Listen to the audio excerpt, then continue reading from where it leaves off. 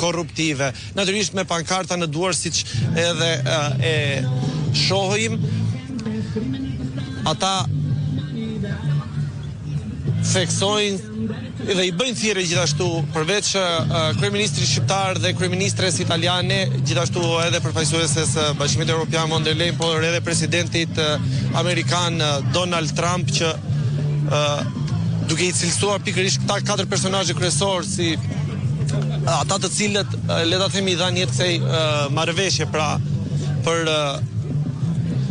vendosjen e emigrantëve, pra kryesisht nga Afrika, të cilët kanë zbarkuar në brigjet italiane për të vendosur më pas pikërisht në kampin e Gjadrit në Lezhë.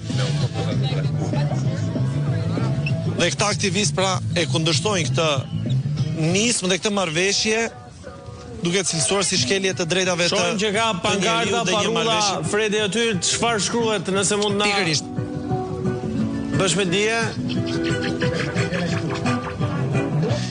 Atëherë, Meloni, Rama, von der Leyen, Trump.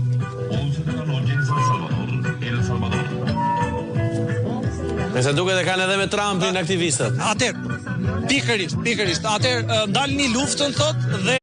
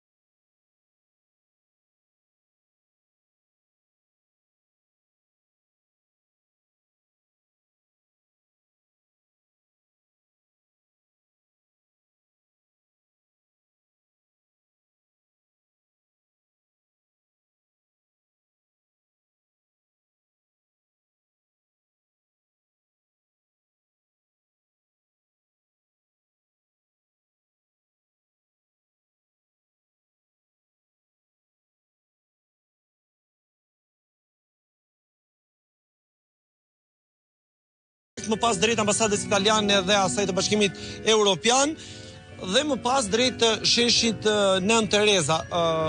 Pas, le ta themi, këtij marshimi këtu në kryeqytet, aktivistët dhe protestuesit në fakt do të nisen drejt kampit të Gjadrit për të protestuar atje më pas rreth orëve të mesditës, duhet theksuar. Si që shohim për momentin janë ndalur, në fakt është ndalur marshimi, ndoshta edhe për të organizuar edhe më mirë, pas pak ne do të marrim pse jo edhe përshtypjet e aktivistëve apo deklaratat të tyre pra.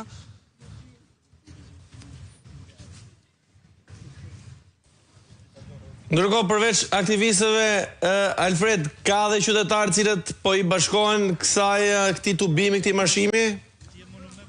Në fakt janë edhe disa qytetarë, fakt duhet theksuar përveç aktivistëve, ka dhe disa qytetarë të cilët i janë bashkuar këtij marshimi dhe kësaj proteste pra.